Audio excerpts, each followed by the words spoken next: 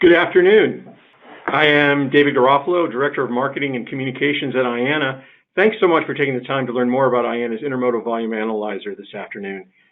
Joining us today is Larry Gross, who will walk us through the Volume Analyzer, and he is President and Founder of Gross Transportation Consulting. The goal of today's session is to learn how the Intermodal Volume Analyzer works and why it is an effective tool and resource for your business to have. As useful information, as background before we begin the presentation, the data in the Intermodal Volume Analyzer originates from the Equipment Type, Size, and Ownership, or ETSO data report, which has been available for many years. The ETSO raw data is collected monthly from participating railroads and includes a detailed breakdown of monthly traffic activity, including regional volume flows, types of equipment, equipment ownership, and cumulative data by month. Additionally, IANA receives data from participating IMCs for use in other reports that we produce. IANA made the decision to create a more user-friendly and customizable solution to deliver actionable data simply and easily. The Intermodal Volume Analyzer, as Larry will demonstrate, provides an easy-to-navigate interface to provide valuable insights to make better-informed business decisions. Larry, I yield the screen to you. Thanks, Dave, and good morning, everybody. Let's see if we can't get our analyzer up there. And yes, you should be able to see it now. I'm very excited by the ability to slice and dice the data using this volume analyzer that I've been working on and helping IANA to put together. And I'm excited to be able to demonstrate it to you today. What I'm going to do is walk through some of the capabilities of the analyzer, using it as a tool to take a look at some of the recent intermodal results, particularly with focus on June. And so by doing so, perhaps we can get some idea of the power of this new statistical tool. There are two flavors of the analyzer, and I'll show you both in turn. The first one that I'm going to show you is the basic model that includes this year's data, as well as the ability to compare it to the previous years. There's also a more extensive version that I'll get to at the back end of the presentation, which also includes additional years of history and has some additional capabilities. So what you're looking at here is the basic volume analyzer. And what you can see here is a breakout of all of the volume numbers for year to date by month for each of the region pairs that are contained within the IANA data. And just to refresh your memory, here is the map. This is actually part of the analyzer. You can see these tabs down here at the bottom, which we can use to pick up which sheet that we want to be on. And here are the various regions. There are 10 IANA regions in all. And if you look at all of the possible combinations, including intra-regional flows, that's going to give you 53 region pairs for which individual data is being collected. And here you can see on the left-hand side for 2019, all of the region pairs in groups of 5. And then at the bottom, here is the 2019 total year-to-date revenue movements, as well as the 2018 number and the comparison. If we go down a little bit further, you can see the 2018 numbers themselves, the ones that we're using to generate the year-over-year changes. And then stretching off to the right here are the individual monthly reports from January through so far through June. We have the rest of the year laid out. Obviously, those will become filled in as we go further into the year. So for each of these months, we can see the totals for each of these region pairs or corridors, you might call it, as well as the year-over-year change for that month. Then here is the Q1 to date numbers. This is the complete Q1 since we have all 3 months in the hopper, April, May, and June. And then here is the complete Q2 numbers. If we had not yet had the June data, we would be showing here the Q2 through May, the Q2 to date numbers, and you would get the year-over-year change as well. So let's take a look at what this data is telling us in its conclusive form. First of all, year-to-date, we're down about 2.7% in terms of revenue movements. And you can see that, in general, things have been, the gap or the deficit versus prior year has been expanding as we went along. Q1 came in at a 1.5% deficit, whereas Q2 came in at a 3.8% deficit. So the gap is expanding, and especially here in June where we had a fairly sizable 7.3% deficit versus prior year. But, you know, if we look at the actual raw numbers, it's a little bit of a different story because we did see actually a month-to-month increase from 1.5 million to 1.56 million in May, then a little bit of a retreat in June. So the cautionary note here is that whenever you look at year-over-year changes, you have to be mindful not only of what's happening this year, but what happened last year at this time. And of course, last year we were spooling up into the heart of the ELD-related shortage of drivers, and so intermodal was in an extremely robust environment last year at this time, and that accounts for some of this large year-over-year deficit.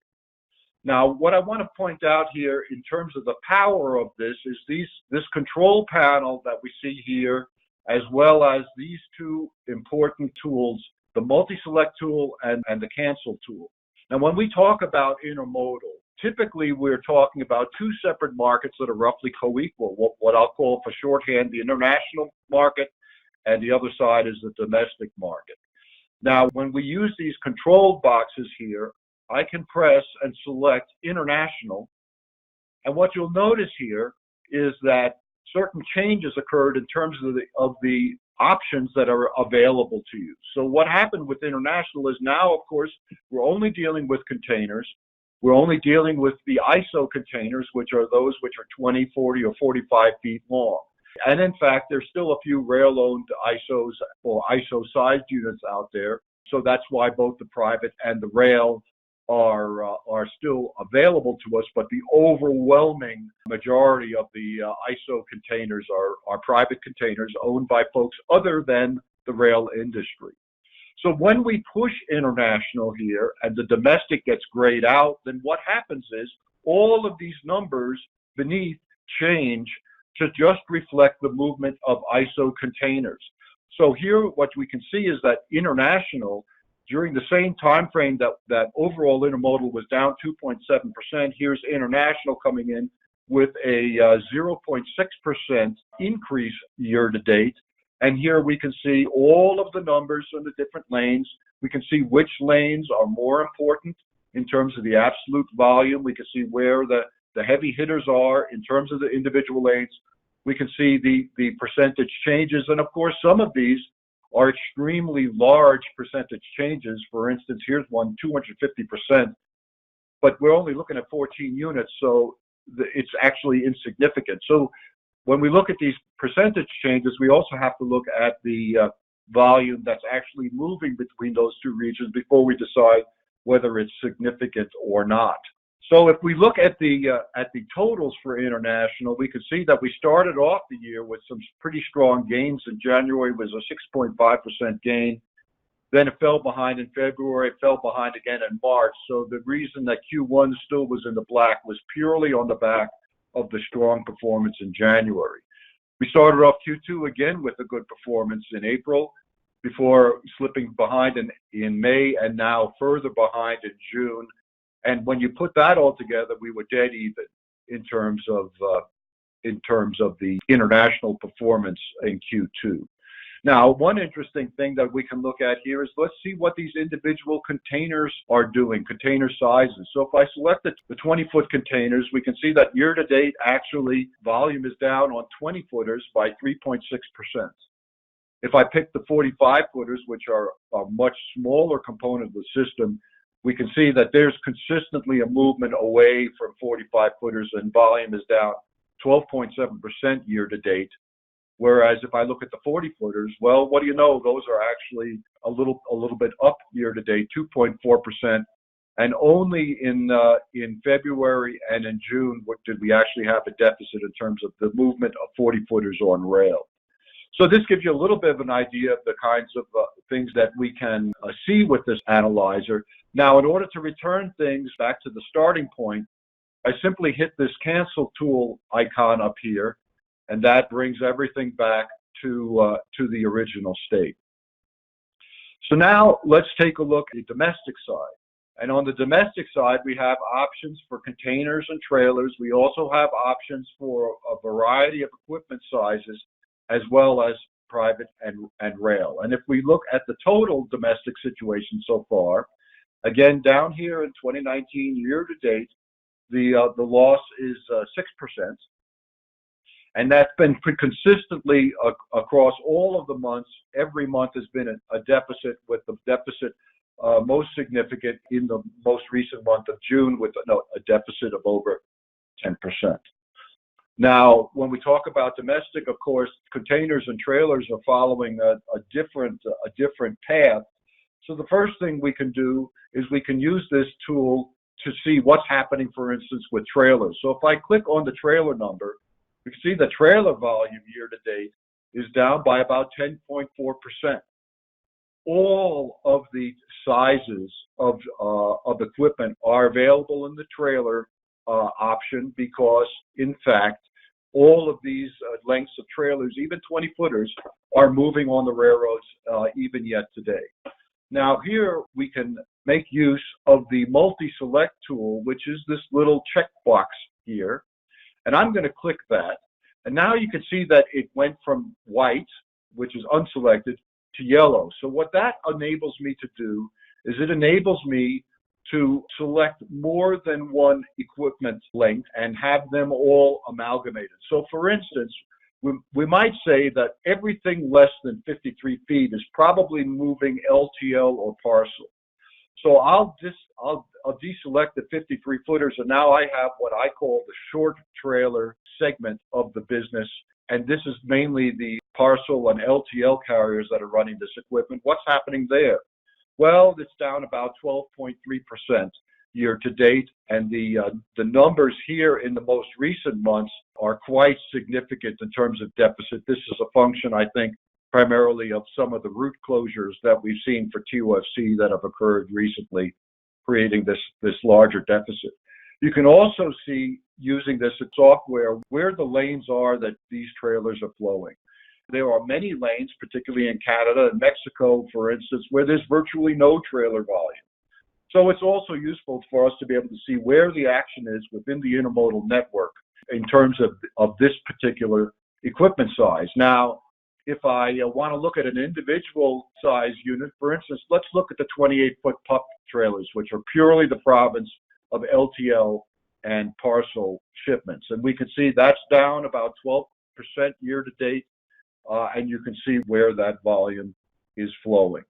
And so, for instance, one of the interesting things is if we look at, for instance, Northeast Midwest, which is one of the more significant lanes for this volume, and here it is right here, you can see that that lane in particular is down by over 23%. So there is, just an indication here that something's happening. Here's Northeast Southeast, a much smaller lane in terms of this type of equipment, about 1/5 the size, volume down 31%. So there have been some changes that have occurred there, and this decline of 12% is not at all evenly spread across all of the region pairs. So this is an indication of the power of this software. And here's the 53 footers, which is the bulk of the trailer activity, 460,000 units year to date, down about 9.7%. And you can see that the deficit has certainly accelerated here in the second quarter. This, I think, is a function both of, I'll say, the loss of opportunistic use of intermodal by truckload carriers that last year were short of drivers and this year have enough drivers, so they're not putting their trailers up on the flat car. But as well, we do know that there have been some changes in the intermodal network related to PSR type simplification. And so that is one of the other aspects that's driving the volume down recently as well. So if we look at, for instance, at South Central to Southwest, we can see that actually in that case, volume is up a little bit. Volume's up 4%. So just another indication that when we look at the bottom line numbers, that can mask a lot of things that are happening within the intermodal network and within the intermodal sector.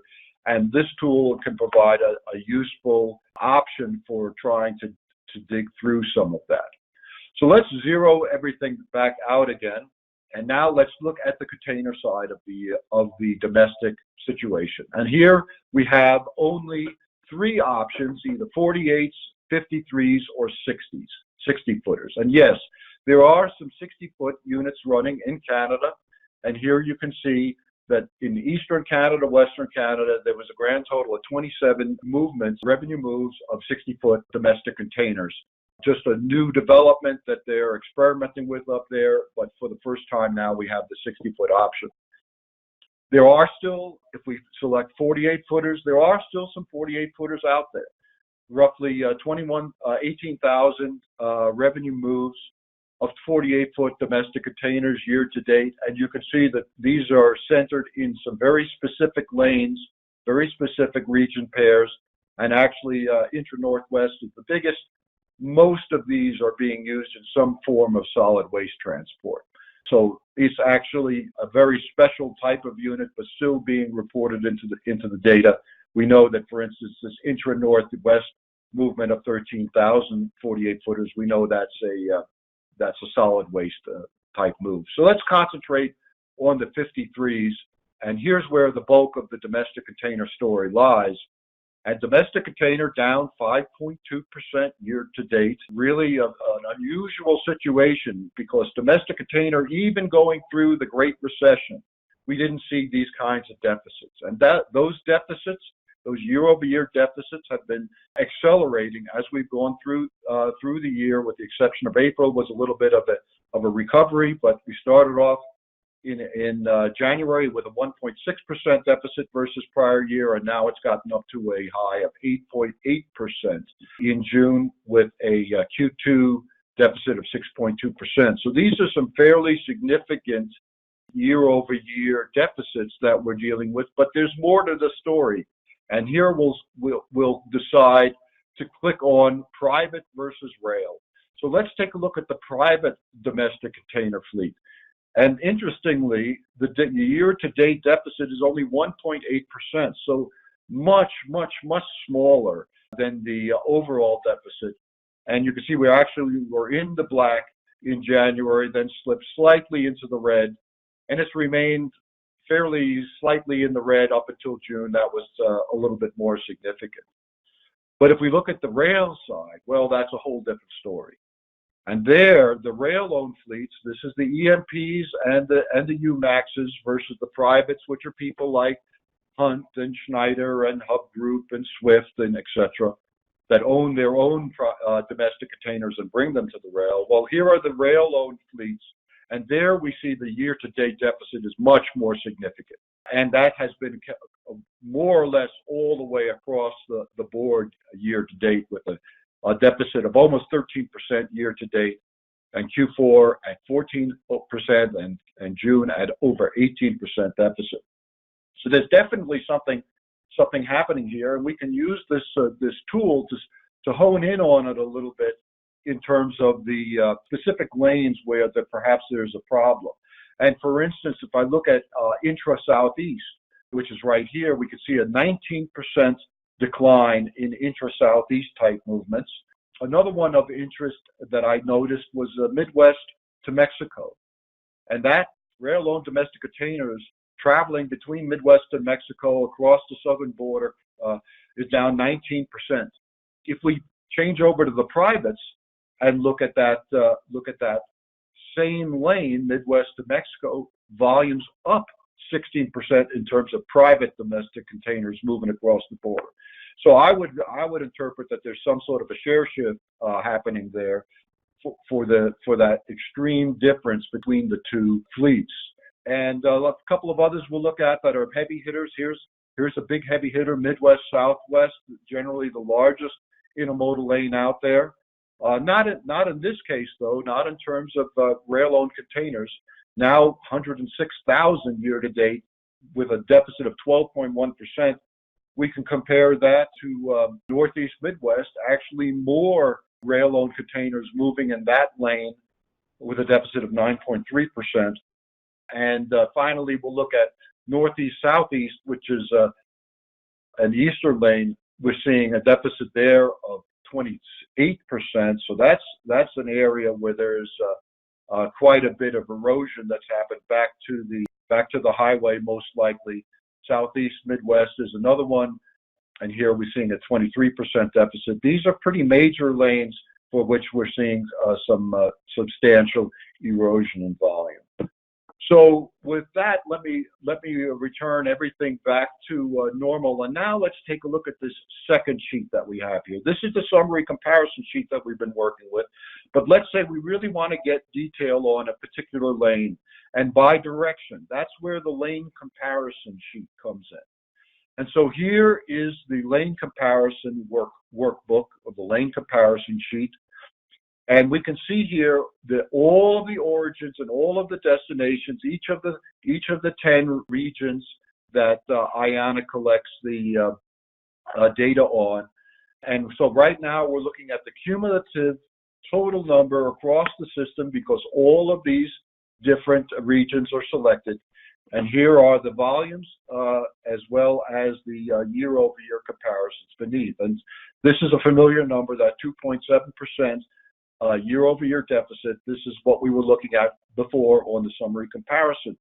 But now let's say we want to look at a particular lane or a particular region. So the first thing we can do is we can say, for instance, let's say we want to look at only Mexico origination. So here I've selected Mexico, and this is all of the intermodal activity originating within the territory of Mexico, going to all other territories for which traffic has been destined year to date.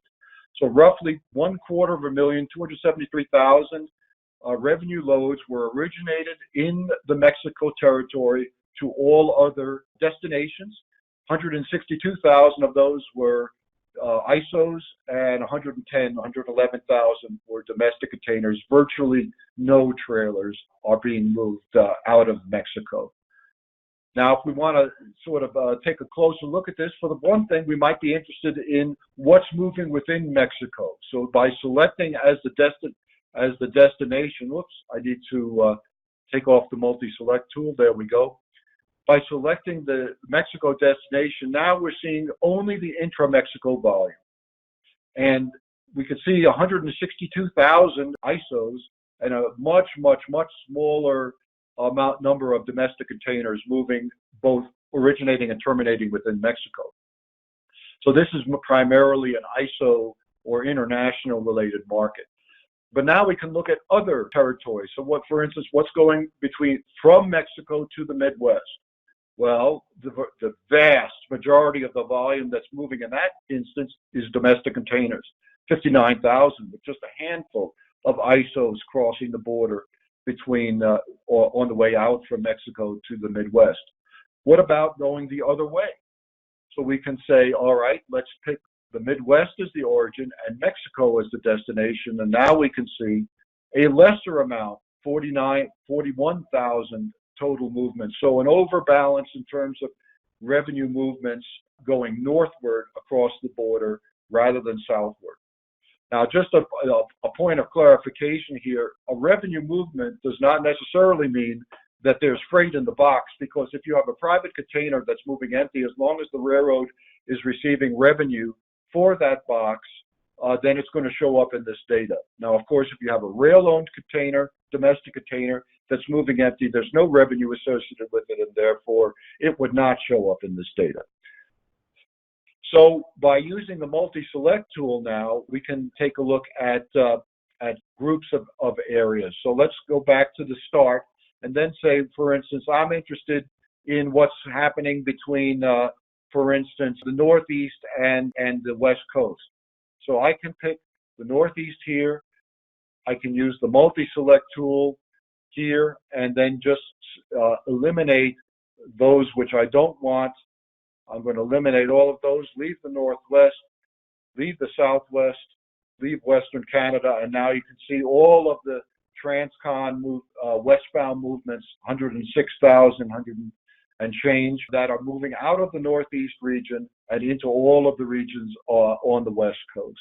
So this is just an example of the kind of power that you have at your disposal with this tool, and you can see a breakout of all of the individual equipment types that are moving between the zones that you selected. And if we want to see the other way, well, then we just have to flip-flop this and pick Northeast as the destination, and we'll do that.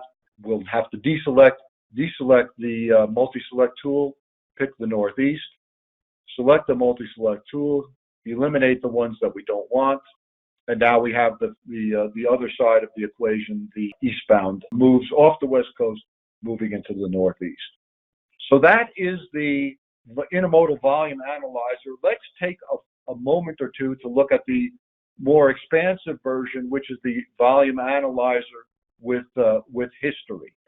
And here you can see that the layout is a little bit different. We've got 4 sheets at our disposal here. It's a more powerful tool because we have the ability to look back at history. We can pick which years to display. Right now I have them all selected. This has volume data going back to 2014. I've got the multi-select tool highlighted here. And if we look on the left-hand side, we have all of our selector boxes. Microsoft calls these slicers. And it's a good name for it, I think, because it means they are the means by which we slice and dice the data. If we look off to the right here, we can see that here's all the data by year. This is 2018, 2017, 2016, 15, all the way back to 14. So all the data is displayed for us here.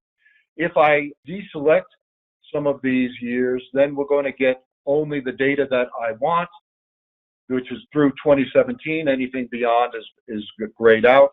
And then I can also pick the different types, the different markets, segment the market using these slicers as we were doing before. Let's look at the international side. Here's the international volume going back to 2017. Now, one of the interesting things that this tool lets us do, I'll return everything to normal here, is the summary comparison now is where we see beneath here, we can compare any 2 years that are within the database.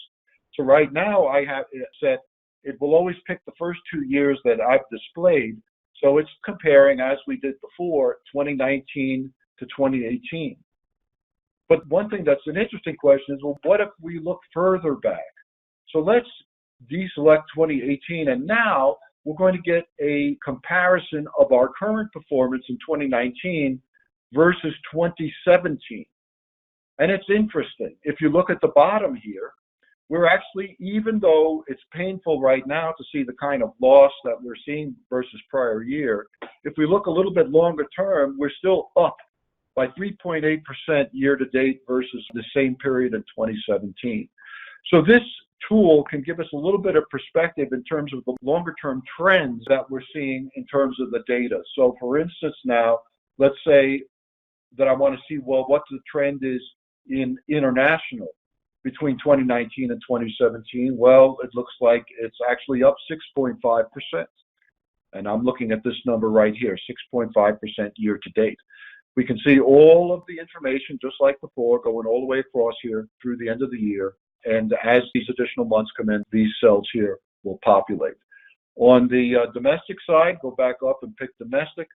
How does that look? Well, we're up just fractionally 1.1% year to date in terms of total domestic. If we look at the trailer side, then actually that's a pretty handsome increase of 4.1%, which tells us that the problem is a little bit more on the domestic container side versus 2017. The rest of this I'll show you just here briefly. This is the lane volume, same kind of comparison that we did before. Here we're able to select individual region pairs or groups of regions and see what's happened and pick any 2 years to compare to see what the year-over-year change is, and also to see what the history of the data is going all the way across, depending on which origins, which destinations that we pick for all the different equipment sizes that are moving. And here is the lane comparison with the year-over-year changes. This is really just the same thing as we saw before, except we're now able to select different years for the comparison. So, Dave, I think that really is at least the initial summary of what this powerful Intermodal Volume Analyzer can do. And now I'll hand it back over to you, and if there are questions, I'd be happy to take them. Great. Thank you so much, Larry. That was a great demonstration of the Volume Analyzer. Do we have questions? Yeah, we've got a few questions here. I've got one here about the 53-foot DC downturn, was that due to the decrease in West Coast transloading? I On the West. I don't think that's really the cause. Based on what I'm seeing on transloading, we're not seeing a huge change in the percentage of volume that's coming off the West Coast that is being transloaded. In fact, because international volume has been holding up a little bit better than domestic, I would say probably transloading has been a little bit of a source of strength for the domestic container side rather than a source of weakness. Of course, with the recent developments on the trade war front, it's anybody's guess as to what that will look like here in the second half of the year, but I'll confine my comments right now to the first half, and I don't think personally that domestic transloading into domestic container was where the problem lays. I see. Here's a related one, going back to the trailer on flat car numbers and them being down a bit. And I know you don't have a crystal ball, but do you think that that is a result of just returning to that sort of that natural historic decline in that as an offering? Well, I mean, that's certainly part of it, Hal. We talked a little bit during the presentation about what I termed opportunistic use of TOFC. And that was the folks that didn't have drivers, that don't own domestic containers. They have a load, it's in a trailer, and they needed to get it moved. And so a very simple solution for them was to put it up on the flat car. That volume, I think, was always going to be temporary, and that has returned back to the highway. And so, yeah, a chunk of the decline is simply a return to normalcy. But on top of that, I think there's another layer of decline that's being generated by the changes, or rather the eliminations that the railroads are making to TOFC lanes that are available. And that's basically forcing trailer volume off the railroad. And the question is, does that volume end up going back to the highway, or does it convert to domestic container? And so far, I would say the preliminary evidence is that a lot of that volume is going back to the highway because we're not seeing a corresponding bump in the domestic container movements, even though we're seeing trailer volume go down. And most recently, you look at the last couple of 3 months, the rate of decline on QFC has really accelerated substantially. And I think that increase in the rate of decline is tied into the changes that are occurring in the intermodal network. Great. Thanks, Larry. I think that is it on the question front. David? Thank you all very much for your participation today. Just to finish up, the Intermodal Volume Analyzer is available by an annual subscription.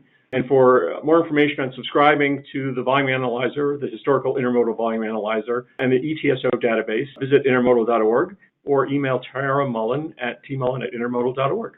Thanks again and have a great afternoon.